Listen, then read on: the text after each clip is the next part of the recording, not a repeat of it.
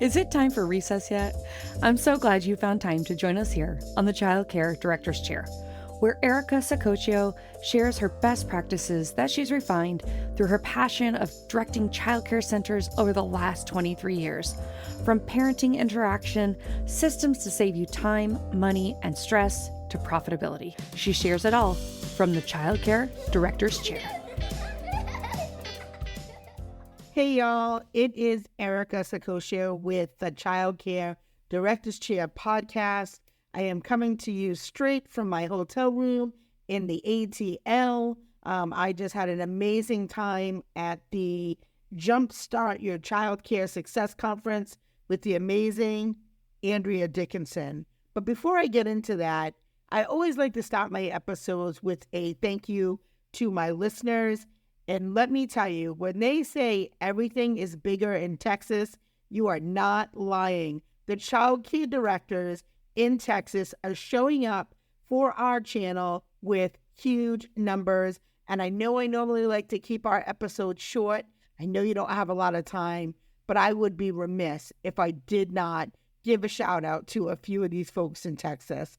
I'd like to say a big thank you to Fort Worth, Austin, Dallas, San Antonio, Houston, Mesquite, I'm probably going to say some of these wrong, Taylor, Rock Round, Louisville, Kingwood, Sherman, Lake Jackson, Georgetown, San Angelo, Cedar Park, Hawley, Daunton, Humboldt, Garland, Arlington, League City, Grand Prairie, Winterford, New Kearney, Denson, Porter, Irving, and Whitney, and I'm sure I am missing a few. Literally, I think it's somewhere around 40 cities in Texas tuning into our show on a very regular basis. I am humbly grateful, and I like to say thank y'all.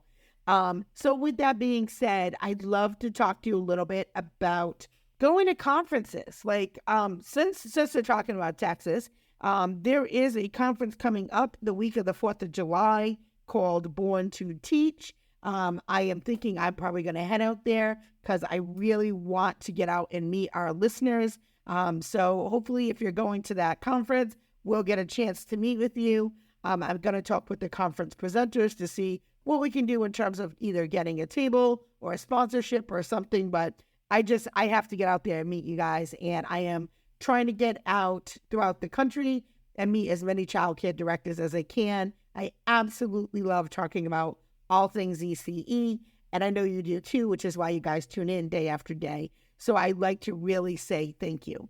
Now, getting back to the conference I was at just this weekend was amazing. So as I said, it's the Jumpstart Your Childcare Success Conference, which, by the way, all these conferences that I'm dropping their names, I'm not affiliated with. They don't pay me. I don't endorse them. They don't endorse me. It's just a honest relationship. So all my thoughts that come out to you through this podcast are my honest and authentic feedback.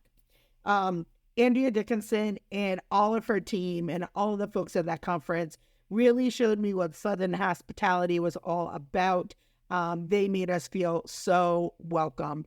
And I really, really appreciated that. What I loved about this conference was it wasn't stuffy. It was actually quite a bit of fun. It was pretty intimate. I would say there was maybe 150 people. I could have that number off, but it wasn't a huge conference is my point.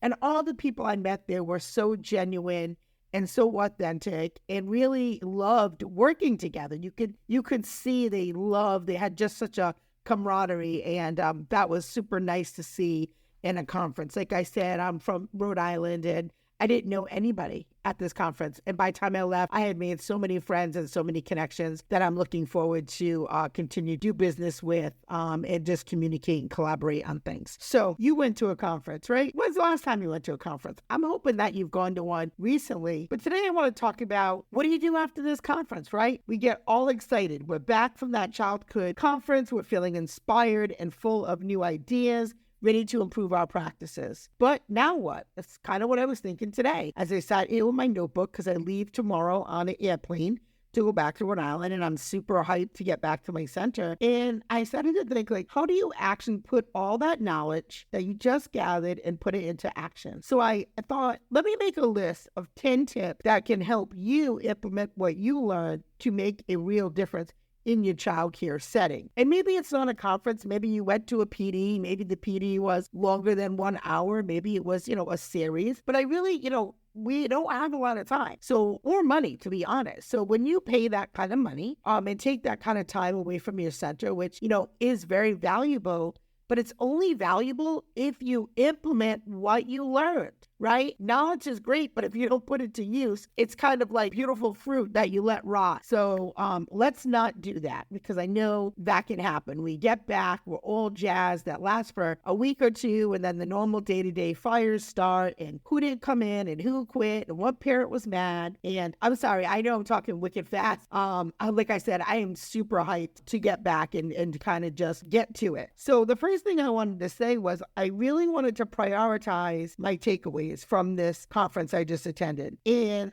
take some time to reflect on the key learnings from the conference and prioritize the ones that will have the biggest impact on my practice. And so this particular conference, there was a great deal of talk about systems. And I have a lot of systems in my program, and many of them were really well oiled before the pandemic. And so if you're like me, you may not have had a chance to kind of update those systems because you feel like you've been in survival mode since, March of 2020, right? It's like fire after fire. So I think that it's time to really get out the oiling can and oil up that well-oiled machine that you had prior to COVID and get your systems in place. Now, there might be some new systems that you've got to do that maybe you didn't have before, and, put them in place now. So be aware of where you need to fill those gaps. The other thing is set clear goals. You want to make sure that you identify specific goals that you want to achieve based on what you learned. And for me, as I said, I'm going to go back and start to pull apart my systems books, because there are some systems that are antiquated, and then there are other systems that really need to be reimagined, if you will, because of changes within our business. And most of you have had changes in your business, and maybe you're, thinking about adding on a classroom that might be state funded. Maybe you're thinking about totally redoing and rebranding your onboarding process. So whatever it is for you, think about those specific goals that you want to achieve based on what you learned, based on what was best practice, based on what you paid to learn, and you probably picked a conference based on what the offerings were because you saw that as an area that needed improvement in your business. So take that opportunity to use that knowledge and then figure out how does that apply specifically for your business? Because again, not all childcare centers are the same. We all have different core values. We all have different framework, right? Figure out how does it work best for you. And, whether it's, improving communication with your parents or implementing new curriculum, having clear goals will really help you stay focused. Now, we can have goals, but we also need to take action. So creating an action plan by breaking down your goals into smaller, manageable tasks can create an action plan with deadlines to hold yourself accountable. And accountable, we talked about that last week. Being accountable, not just your team, but holding yourself accountable. Because at the end of the day, if you're the leader and the visionary of your program, it has to come from you. And involve your team. Like, they didn't go to the conference in many cases. So, which stinks because you really should bring your team. But if you didn't have the opportunity, the funding, or the time, most of my team stayed back so they could hold down the fort for me, which I appreciate very much. Involve your team and share what you learned with your colleagues and involve them in how you're going to implement these processes. And collaboration can lead to much more creative solutions and better outcomes. And remember, some of your team might not like change, so be gentle when you roll these things out. Now, if you have a big personality like me, I can kind of overwhelm people and go, oh my God, here's what I learned, and we're going to do this, and we're going to do this, and we're going to do this, and we're going to do that. And that can definitely turn off some folks, and that can also make some folks be a little bit nervous or anxious. So I have to be aware of the way that I roll things out. And if you have that personality style as well, be conscious of that. And then seek feedback too. Like, don't be afraid to ask for feedback feedback from your parents, the children, and colleagues as you implement these new strategies, because their input can help you fine-tune your approach. Because again, not everybody's center is the same. So you may learn something at a conference, which is very valuable, but you have to figure out how does it fit in. And so the folks that are going to help you are the folks who live and breathe your culture. So make sure that you are doing everything you can to involve them and gather their feedback. Once you get that feedback, you got to stay flexible. You have to be open to adjusting your plans as needed, because we all know not everything will go according to plan, and that's okay. So stay flexible and be willing to adapt your approach. And we all love to celebrate. So let's celebrate those small wins. Acknowledgement and celebrating the small victories along the way will really help get that momentum going. And recognizing the progress, no matter how small, it can really keep everybody motivated, because it's very easy to look and say, oh, we didn't quite meet that goal or that target, but maybe you hit on 5 of the 8, right? Focus on the 5 that you hit, figure out what you need to correct to get to the rest of the 8 that were on your in your action plan. Also take time to reflect and learn. And as you could tell, I again am very hyper and very jazzed up and have lots of energy. I am like a tornado. But it is also important to take time to reflect on what's working well and what could be improved. And learning from those experiences will really help you fine-tune your approach in the future. And that is something that I really feel like I have gotten better with since my trip to Arizona, was being more reflective. And I find that my morning meditation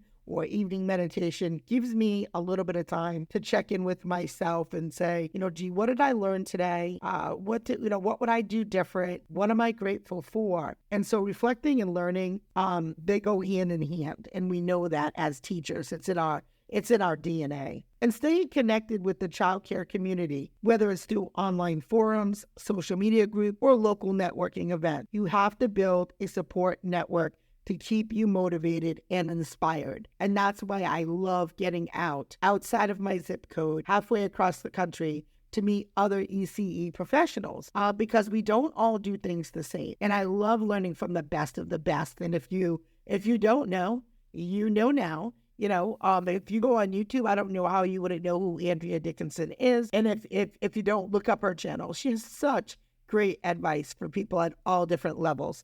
Again, she doesn't sponsor my show. There's zero kickbacks for me saying that. She truly is a wonderful individual. And lastly, I would say keep learning. Don't stop learning. Attend more conferences and workshops, as many as you can, and training sessions to continue growing and improving as a childcare professional. I know I will. So why don't you hop on over to our Facebook group? I would absolutely love to hear where you're listening from and what conference you think that the Childcare Directors Chair podcast should be at next. As I said, implementing what you learned at your last childcare conference may seem like a challenge, but with a clear plan, support from your team, and a commitment to continuous learning, you will make a real difference in your practice. So go out there and put those ideas forward, put them into action. And remember, it's the little details that make a big impact in the success of your childcare business. So that's all for today. Thank you for tuning in to the Childcare Directors Chair. And if you loved our content, please head on over to Apple and give us a review. And as always, have a great day. Well, all the cute little kiddos have been picked up and it's time to go home. And that'll do it for another episode of the Childcare Director's Chair. Please leave a review so Erica knows the information is helping you to manage and improve your childcare centers. Remember to subscribe to get the latest episode from Erica's Childcare Director's Chair.